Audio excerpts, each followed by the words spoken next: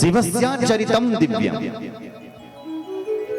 हमने आपके मुखारविंद से भगवान शिव जी की चरित्र भी सुने।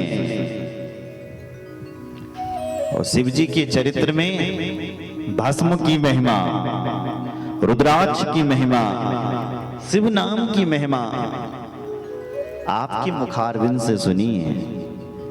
हे महाराज, अब हम देवी की चरित्र सुनना चाहते हैं। अधुना श्रोत में क्षाम पावनात् पावनम परम भुक्ति मुक्ति प्रदम निर्णय मनायासेन सर्वसा। जीव को जो पावन से पावन और दिव्य बनाने वाली कथा है, भुक्ति और मुक्ति को देने वाली कथा है, ऐसी कथा सुनाई। और ये भागवत की कथा भुक्ति और मुक्ति देने वाली है। देखो भाई, होता क्या है, जहां भोग है ना वहां मोक्ष नहीं है। जहां काम है वहां राम थोड़ी नहीं है। जहां काम क्रोध लोभ होगा वहां राम कहां से आएंगे। जहां भोग होगा वहां मोक्ष कहां से आएगा। लेकिन ये कथा अपने आप में दावा कर रही है कि अगर तुम देवी भागवत की शरण में आओगे तो देवी भागवत की कथा भोग और मोक्ष दोनों को देने वाली कथा है। बोलो जय श्री राम। अद्भुत कथा है। सूत जी से जब ऐसे प्रश्न करे तो सूत जी महाराज प्रसन्न हो गए और बोले हैं, ऋषियों बहुत सुंदर सुंदर तुमने प्रश्न किए हैं। साधु पृष्ठम महाभागा लोकानां हितकाम्यया सर्वशास्त्रस्य यत् सारं तदो वक्ष्याम्यसि सता। साधु पृष्ठम महाभाग, हे महाभाग ऋषियों, आपने ये प्रश्न अपने लिए नहीं किए, लोक कल्याण के लिए, जन कल्याण के लिए, समाज के कल्याण के लिए आपने ये प्रश्न किए हैं। भगवती की जो कथा पूछी है, तुमने बहुत अच्छे अच्छे प्रश्न किए हैं। इन प्रश्नों के सार में मैं तुम्हें अब समस्त शास्त्रों का सार सुनाऊंगा। सर्वशास्त्रस्य यत् सारम् तदो वक्ष्याम्यसि सता। समस्त शास्त्रों का सार सुना। ठीक है महाराज, सुनाई। बोले ये बताओ कि संसार में सबसे बड़ा डर काय का है? बोलो के को लगो तुम सबसे बड़ू डर मरने का। और इस संसार में सबसे प्यारा क्या लगता है आपको? अपना शरीर। क्यों? हर व्यक्ति को अपना शरीर प्यारा है साहब। एक चींटी होती है, उसको भी तुम पकड़ने का प्रयास करोगे तो वो भी भागती है। उसको भी अपना शरीर प्यारा है। तो सबसे प्यारा लगता है तो शरीर। इस संसार में सबसे बड़ा डर है तो मरने का। संसार में जो भय क्यों है? भय क्योंकि हम लोग मौत के मुख में ही बैठे हुए हैं। कैसे? जैसे एक अजगर है, सांप,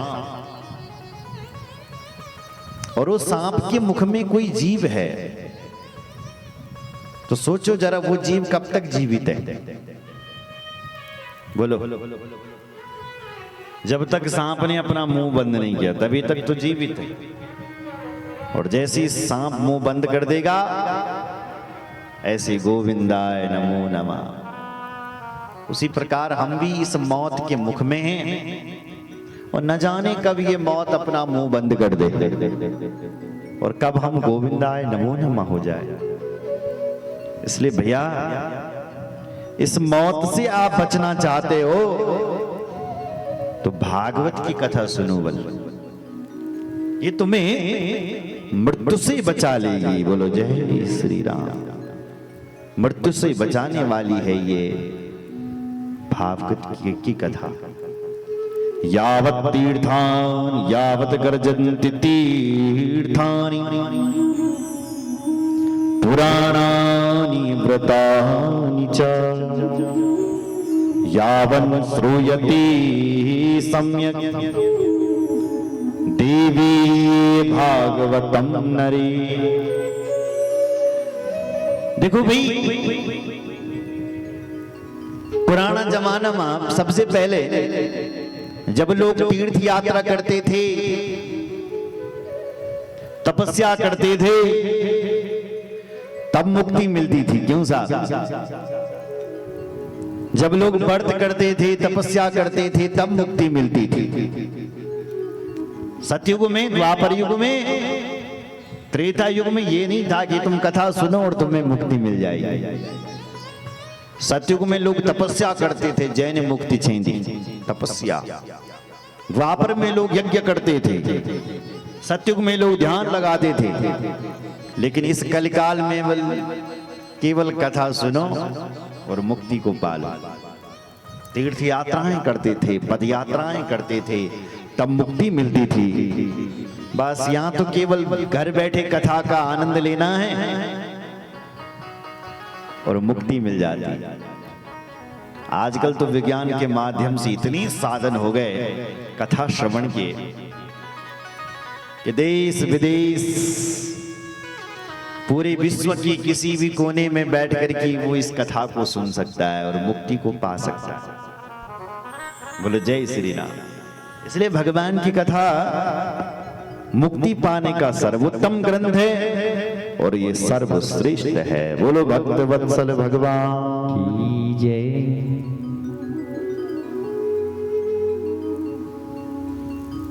18 पुराण है। उन 18 पुराणों में ये देवी भागवत का पुराण सर्वश्रेष्ठ है।